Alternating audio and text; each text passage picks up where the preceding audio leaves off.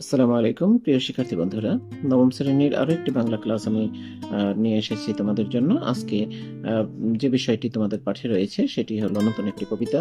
কবিতার নাম হলো বৃষ্টি। এটি ফরুক আহমেদের লেখা বৃষ্টি কবিতা। সেই কবিতাটি আজ আমি তোমাদেরকে পড়ে শোনাবো। চলো শুরু করা যাক আজকের পাঠ।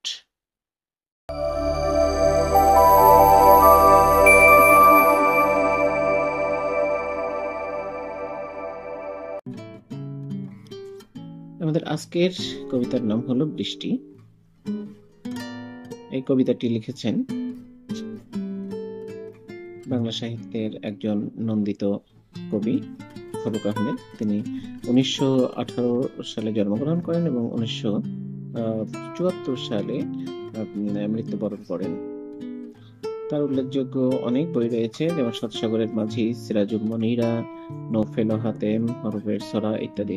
নিচের কবিতাটি কবির মুহূর্তের কবিতা কাব্যগ্রন্থ থেকে নেওয়া হয়েছে। কবিতাটির প্রথম নীরবে পড়ো, তারপর সরবে আবৃত্তি করো। তো চলো আমি সরবে আবৃত্তি করে তোমাদেরকে শোনাই এই কবিতাটি। কবিতার নাম হলো বৃষ্টি, ফরুক আহমেদের। তো এটি এখানে লেখা আছে, বৃষ্টি এলো, বহু প্রতীক্ষিত বৃষ্টি, পদ্মা মেঘনার দুপাশে আবাদি গ্রাম। বৃষ্টি এলো পূবের হাওয়ায়, বিদগ্ধ আকাশ মাঠ ঢেকে গেল কাজল ছায়ায়। বিদ্যুৎ রূপসী পরি মেঘে মেঘে হয়েছে সওয়ার। এরপরে রয়েছে দেখো,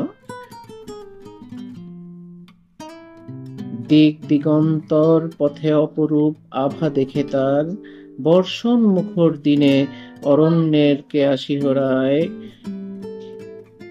রৌদ্র দগ্ধ ধান ক্ষেত আজ তার স্পর্শ পেতে চায়, নদীর ফাটলে বন্যা আনে পূর্ণ প্রাণের জোয়ার।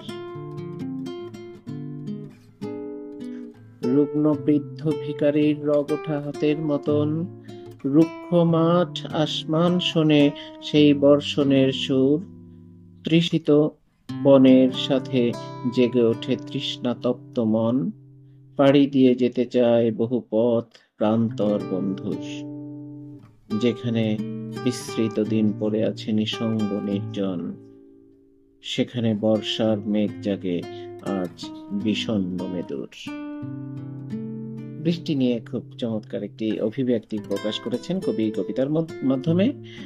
এই কবিতার মধ্যে কিছু শব্দ রয়েছে যে শব্দগুলো খুব একটা কঠিন না, তারপরেও সেই শব্দগুলো, যে শব্দগুলো বইয়ে উল্লেখ করা আছে যে একটু কঠিন হতে পারে তোমাদের জন্য, নতুন হতে পারে, অজানা হতে পারে, সেই শব্দগুলো নিয়ে শব্দ অর্থের আলোচনা করব এখন। অপরূপ হলো অতুলনীয়, আবাদি গ্রাম মানে কৃষি জমি সংলগ্ন গ্রাম, আভা মানে দীপ্তি, কে মানে ফুল বিশেষ, তৃষ্ণাতপ্ত মানে পিপাসায় কাতর, দিক দিগন্ত দৃষ্টির শেষ সীমানা, প্রতীক্ষিত অপেক্ষারত। রয়েছে বন্ধুর মানে অসমান বা অমসৃণ, বর্ষণ মানে বৃষ্টি, বিদগ্ধ মানে সরস, মেদুর হলো কোমল, সওয়ার আরোহী। এই শব্দগুলো কঠিন শব্দ ছিল, বা যে শব্দগুলো তোমাদের অজানা থাকতে পারে, তো সেই শব্দগুলো আমরা এখানে পড়ে নিয়েছি। তো আজকের যে বৃষ্টি কবিতাটার পাঠ বা আবৃত্তি সেটা এ পর্যন্তই ছিল। আশা করি তোমাদের ক্লাসটি ভালো লেগেছে এবং তোমরা আমার চেয়েও সুন্দর করে এই কবিতাটি আবৃত্তি করার চেষ্টা করবে।